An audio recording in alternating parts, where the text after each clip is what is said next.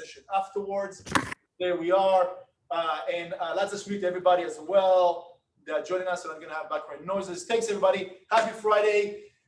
Happy to host today's Producers Club with Brielle Liv. Brielle. Hi, good morning. Good to have you. Thanks, everybody, for joining us. Hi, everybody. As you can see, this is our actually first Producers Club hybrid. We actually have a real person over here, right? And all of you guys over there. For future reference, right? We're gonna try to do our best to host physically. And if you guys want to stop by the office and hang out with us and start your prospecting maybe earlier, you can do that too, right? So anyways, Brielle, good to have you. Thank you. I'm happy to be here. Yeah, I have like tons of questions for you. Let me just admit more people in. Welcome. Thanks for joining us, everybody. Sorry, I made it, so I'm gonna do that in between. So I have like tons of questions for you, right? First of all, quick background about, out of your 10 previous lives, the first part of like how you evolved into real estate. Okay, so I don't know if I should look at you or if I should look at them. Whatever you feel like. Okay, so this is how I started. First of all, I grew up, I was born in America, grew up here, and to hardworking Israeli parents, and that met in America. And basically, I went to college here, I moved, had kids, got married, lived in Israel, moved back to the States, got a divorce, and I started a business after having a master's. I always worked for something that dealt with development, but then I opened a business, like a chain clothing store, and I was like, okay, I want to sell this and start doing real estate. That's back in Florida. Back in Florida. Okay. Anyway, I hired a broker, but I told the broker, look, if I sell this myself, that's the exclusion. So he was down. We signed the contract. I was like, he didn't bring me one person. I started marketing the business like crazy. Every avenue that I could market the business, boom. And I'm like, you know what? I sold the business, and then I sold 5 other businesses that same year, and I'm like, I'm really, really good at this. So I need to sell all my stores and get into real estate. And that's what I did. I have a Florida real estate license, a New York real estate license, California, and Israel. So 4 licenses. yeah. Yes. And then I decided to move to California because I wanted to go big, and I've lived in California in the past. And I'm here. I've been doing this for not the longest time, but I'm really, really consistent. And I think that's like the key in this business is being consistent. Yeah. Okay. So fast forward, right? You're in it right now, and you gained a lot of knowledge in such short period of time, and also I would say in different capacities, because you're. I'm going to also talk about that just for you guys to understand more about Brielle's mindset, right? Because we think, first year, second year, it will take you. Brielle jumps if you decide I'm going to go for something, I'm going to 10x it, right? Like it's like I'm all in on steroids. So in a very short period of time, you figure out what you want to focus on, and right now you're capitalizing on that niche, if you may, right? So tell us, how did you evolve? First of all, what are you focusing right now mostly, and how did you evolve into that in such short period of time? So yeah. Okay. So I focus on development opportunities and the high-end luxury. So which kind of go hand in hand. Yeah. But I think in this business, you really have to be particular of what you're doing and what you're aiming for, and that's the only way to grow your business.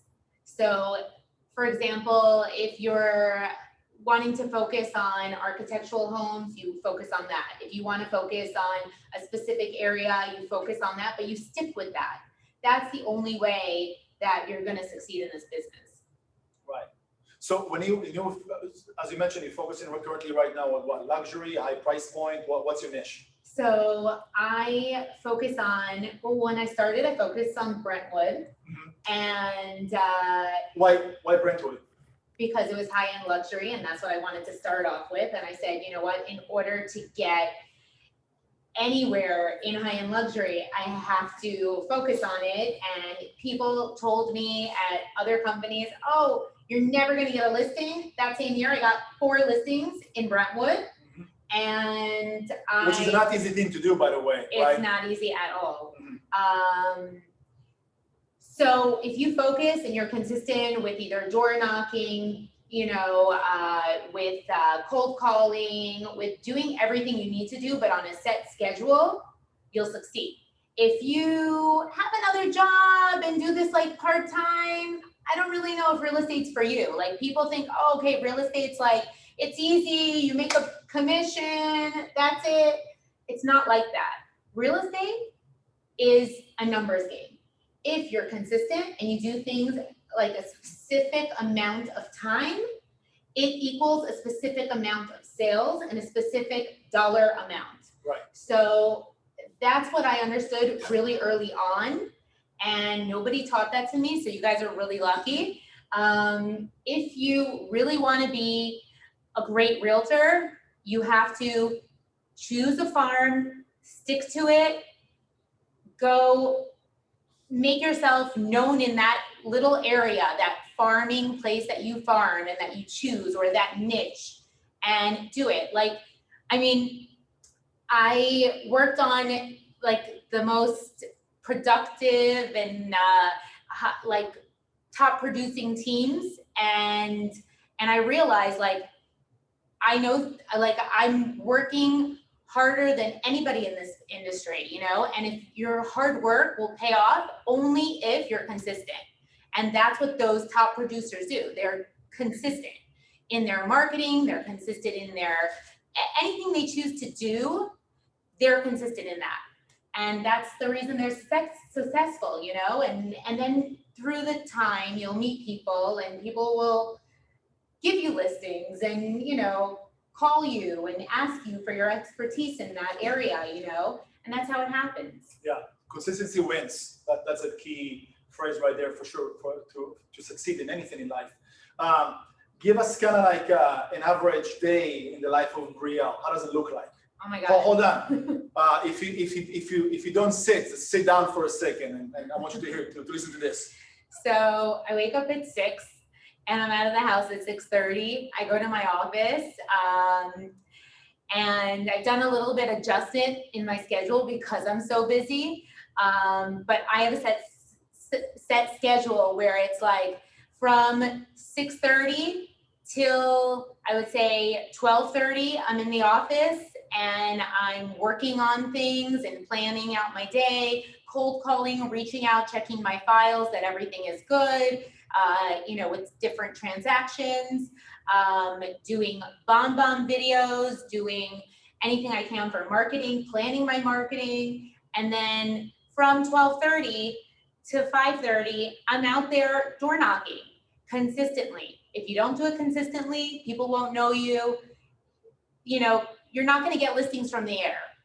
Yeah, and door knocking is also, you know, meeting people, see the properties, networking, etc. Right? So, and are you consistent? How many days a week doing that schedule? Every day except Friday, Saturday, and Sunday. Okay. I do, however, have like 2 days a week where I'm taking out buyers, where I'm more of a you have to decide also, am I a buyer's agent? Am I a seller's agent? If you're a buyer's agent, then, you know, maybe a team is for you, you know, where they can just give you leads and buyers. Like I have a really good friend and all she does is work with buyers, you know, but I mostly work with sellers. It's really where you feel comfortable. Where you feel comfortable, that's where you're going to flourish. Right. And you mentioned that you have a day that you just, it's an off day. You don't do work, you don't do anything. Shabbat. That's like Saturday. Saturday, And that's like the day I just like, I won't, I answer my phone, but I won't like take a business call, you know? I tell them, okay, I'll call me back Sunday or something like that. I'd rather not work on Saturdays. It makes me feel better. I have that one day, I go shopping, I relax, and, you know, I do all the things that I want to do. You know, a lot of agents, they're anxious when it comes to not touch the phone, not to work, interact. How did you, was that like something that you immediately implemented, or like after a while it's like, oh, this is too crazy for me, I need like one day off? That's exactly what it was. It was like, it's too crazy for me. I need one day off. You know, I just wanted to have one day for me, and it happened to be like, you know, a lot of my friends are telling me don't work, you know, on the Sabbath. I was like, you know what? I'm not going to work on the Sabbath. It makes me feel better. It's a belief system, you know. So right. That's it. Now you joined our you know, group of offices, specifically here in the KW Westside office, not long ago, right? Yeah. What's your pattern is right now in business? How much volume do you have, like juggling in escrows and actives? Yeah, I currently have 8 escrows going on, and it's juggling a lot. Some are new construction, some things I didn't even put on the market, and I have a few listings coming up. But I definitely want to tell you something, Meny. I worked for a lot of companies, like in California, enough to know that KW is an amazing company, amazing brand. Like, you know, I worked for Compass. Everybody thinks Compass is just like, wow, you know. It really isn't. I worked for Tomer Friedman, like, you know, in the Friedman group, like one of the top agents. Yeah, amazing producer. Yeah, like loved it. Great, but Compass doesn't bring you anything. Honestly, what I get here at Keller Williams, it's so much more. The platforms, the marketing, it's so much more organized too. So I really wanted to thank you for that, because that's also a way to like organize your business better. Right. So you have support here, really. Yeah, and I didn't give her any cash yet to pitch it. Seriously, no, I just wanted to tell you guys, because I really did work. You know, I worked for Rodeo. Don't think you're gonna get anything here. That's like you know, it was the worst, you know. I worked there for like 2 years almost. And I want a company that's gonna have my back on issues, on things. And, you know, I really, really love it here. I feel like, you know, I'm in my element, and you know, they have so many tools, even just these training sessions and talking and listening. It's so helpful, you know. That's what I did in the beginning. I listened, and, you know, people that have been doing this a lot longer, you know, they know better, they know. And, you know, they're successful for a reason. They wake up early. They have a system of practices that they do. You know, I mean, for example, I spoke to different companies when I interviewed. Like, I interviewed many companies. It's my choice to be here. I could have been anywhere, the agency, Coldwell Banker, but what I'm getting here is better and more beneficial to my business than other places. So, you know, those other companies don't even have any support. And here I have a world of support. It makes all the difference also in my business. Like, if I need something, I'm like, Meny. So when you have the time to pick up the phone. Yes. Thank you for that. Question about that, by the way, right?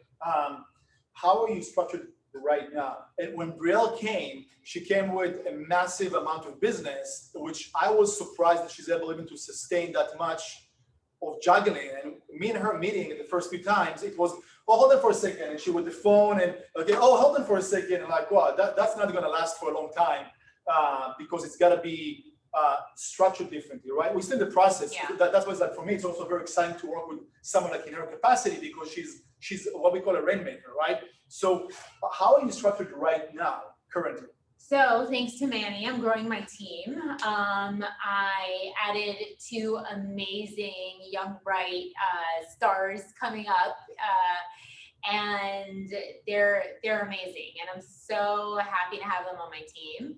And then I also got an assistant, which thankfully, like, that was like the best thing I could have done for myself. And, you know, I love it. And, you know, it's all the way you structure yourself. This business is consistency, structure, and personality. You have to have personality. And, you know, if you're going to walk around all day like negative, it's not going to work. You have to be like positive, bright. You know, this business is like, you have to be a star. You know, it's you're a different kind of you know, you have to know how to maneuver different kind of situations, and that's what's going to make you succeed, you know. How was your 2020 in business overall, and that experience of like Coronavirus pandemic? Yeah. So, you know, I think like everybody didn't know how to work in the beginning. Like the first 2 months of coronavirus, people were like, what, even like every realtor, like, what am I supposed to do? Like, we're not allowed to leave the house, you know? So basically, you know, and I was scared because it was something unknown. We didn't know what the heck coronavirus was and all this stuff. So what I decided was, you know what, I need to have presence. So I started doing like all these Instagram posts, and I got my lender that I use. I told him, let's do like a Instagram show type thing, and I started doing that like twice a week. And then, you know, I started like updating, and I had time for like my Facebook and my Instagram and social media and stuff like that. And I did a lot of cold calling, and you know, the first month was really, really rough, I'm not gonna lie. But after that, you know, it slowly eased up and got better, and I really had a great year last year. So what's in the future of Brielle as a person and business wise? How does it look like? I'm conquering. That's all I can say. I'm really hopeful that God will guide me, and with hard work and perseverance and consistency, that I'm going to be even more of a top producer. Like, I see myself going super, super big. Yeah, and you see, manifesting is part of the formula of success, right? You have to know where you're going, even if you're not maybe, you know, there in spirit or in capacity or what have you. It's just easier because you have a path that you can grow into. Yeah, so basically I have a board that I write, and I write all my goals on, and I look at that every day, and I just read it out loud.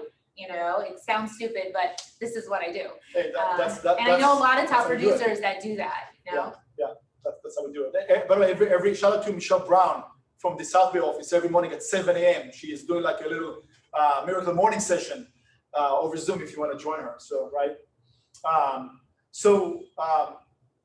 When you're thinking about currently the business, right, there's a lot of challenge because there's super crazy low inventory. There is the hunt for how to find the next listing, right? How do you see right now, and you're primarily a listing agent? Yes. Right? So how do you see the market kind of shifts and moves, and where do you think the opportunity lies? So I think that the opportunity lies in, you know, all what a person is capable of doing and wanting to do. So, you know, it's all about making the time to call people, talk to them, making sellers more realistic. Because I think like the problem in this market is that a lot of sellers are not realistic. In what? In terms of what? Pricing. Price. They literally, they see these articles, and you know, that people are overpaying for properties. And yes, people are overpaying for properties because there are very limited number of opportunities. Like, they're overpaying because they want to get it. And, you know, the price of, I think we're definitely like going to see a correction eventually because the price of development is going up, cost of goods is going up, and the dollar has less of a value. But you never know what's going to happen. just consistency and doing what you do best. And for me, it's really showing like CMAs to sellers and telling them, look, this is the last highest sale. You know, I know you want this, but your house is not worth this. And it's being honest and like truthful with them sometimes. Sometimes they'll appreciate that. And I tell them this, look, another agent just wants the listing. They're gonna tell you what you wanna hear, but I'm gonna tell you like it is. You know, I'm not willing, you know, I've done that before. I took a listing on that was like totally overpriced and it didn't sell. And you spend money on marketing and your time. Everything, and it was like a $6 million listing, and now I just saw they went back on the market for like $5 million, and I told them it's not, and I brought them like $5 million, but they went for 5.5 or something, and I said, you know, it's not going to sell at this price. This is not the price. You have to look at the highest comp, like that's so similar, you know, to this property. Sure. And I believe it still won't sell till it's priced right. So things don't sell. The market really talks for itself. You know, people in certain areas do want to overpay, and in certain areas they don't. You know, it's a matter of who the buyer is too. Right. Yeah. How do you? So, what are the areas right now that you're focusing on mostly, or niche versus area, or combined? So because I do luxury and development opportunities, I focus on Beverly Hills, Brentwood, and Encino. Mm-hmm. So, you know, I think that levels out. Like it really, you're supposed to focus on one thing, but my business has grown to the point where it's a little bit scattered, but I'm handling it. Well, you also have a team, yeah. Yeah, right now, exactly. Use leverage through teams, through people, and that's another key item to grow and succeed is to find the right talent that you can support, right? To in the journey of them becoming a different person, a better person, ideally, right? And then making more money, and by doing that, they're going to help you also to grow and succeed and do more for others as well. Correct. Right? Correct. Like I have a weekly meeting with the two people I took onto my team, and I constantly, if I have to go door knocking with them, I do. If I have to, whatever I need to do with them, I do it. And I show them firsthand how it's done, because that's the only way they're going to learn. I think it's something like really innate, like it has to be with you. You have to want it. Like, you know, when I started out, I worked for literally somebody for a week, and I'm like, you know, and he's like, oh, go door knocking. He didn't like show me what to do, what to say, or anything like that. And that's how I got my first sale, is I went door knocking, and like, you know, and that's a story in itself. But you know, I loved it. I like thrived on it, and I said to myself, this is what I'm really, really good at. So you have to find out what you're really good at. Some people I have a friend, she calls 200 people a day, and she's in real estate, and she's amazing at it. And she's really successful. And, you know, it's all about where you feel comfortable. I like to be in front of people. Some people, you know, want to be behind the computer and sending emails. You know, it's all the way, you know, you feel like you're best, whatever you feel you're best at, that's what you should focus on in your niche. Thank you for saying that, because I was about to mention that Brielle comes across as very self-confident. It's because she's very self-confident, right?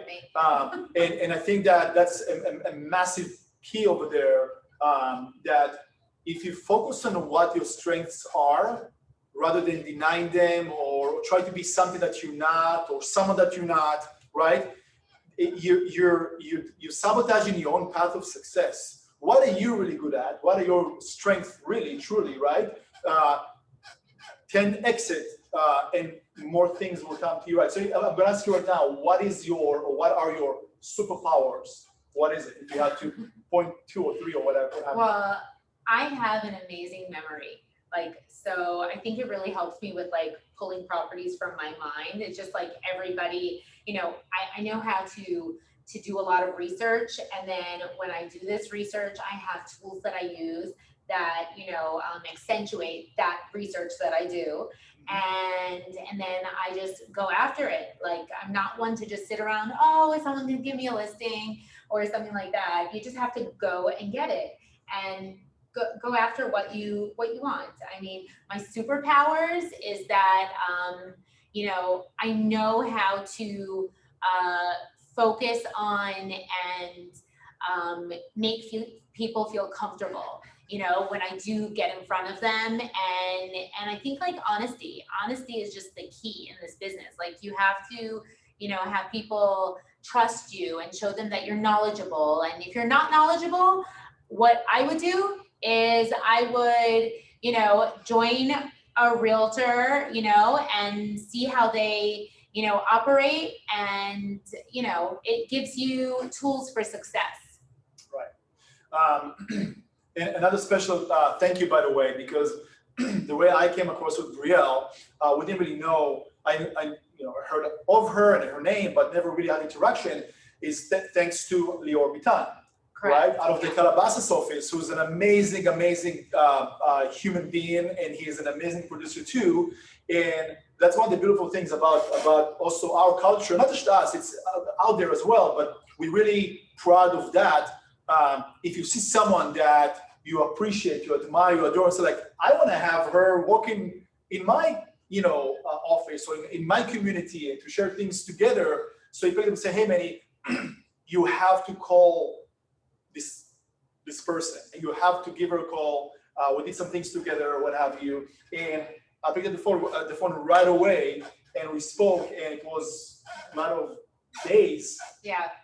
So, we had that connection through Lior, and, I brought Lior a lot of like pocket listings, and Lior has a lot of buyers, and Lior's amazing, by the way. And he's like, well, I told him I'm looking to change companies, and he's like, well, let me put you in touch with Meny. And this was one of the best decisions I made. Yeah. So for my business. Yeah, well 100% mutual. So, I mean, thanks, Lior, and same thing with everybody, right? It's about thank you, Lior. Understanding and attracting people who are like-minded, that we want to have part of our environment. And because really, there's nothing better than wake up in the morning and be excited about what the day will bring. Especially, That's it. I was gonna say, I'm passionate about my work. You have to have passion in this business. Like, I think that's like one thing that like, I'm a workaholic, and I think that if you're passionate about what you do and you love what you do, you're gonna succeed. Okay, so I think it's a collaboration of the consistency, the passionate, those type of qualities that drive me to do what I do and make me a better realtor. And you know what? I think a great part of being a realtor is that you're always learning new things, and you always have to be open to learn new methods and new strategies and new ways, new technology, even if it feels like uncomfortable at first. So that's it. It's a journey. It's so funny. Like, I have to tell the story, because when I went door knocking the first time in Brentwood, that wasn't my first sale in Brentwood, it was in North Hollywood actually. But when I went, door knocking in Brentwood, this guy that literally opened the door to me was one of my first sales in Brentwood. He told me, I have a realtor, my next door neighbor's a realtor, you're never selling my house, and he slammed the door in my face. I was like, oh no, I'm selling your house, I'm gonna be your realtor, and I'm gonna bring you an offer, and you're gonna use me. So I would come visit him once a month, he'd still slam the door in my face. Guess who sold his house? Me. Right. And for like one of the highest sales in Brentwood for a teardown. So.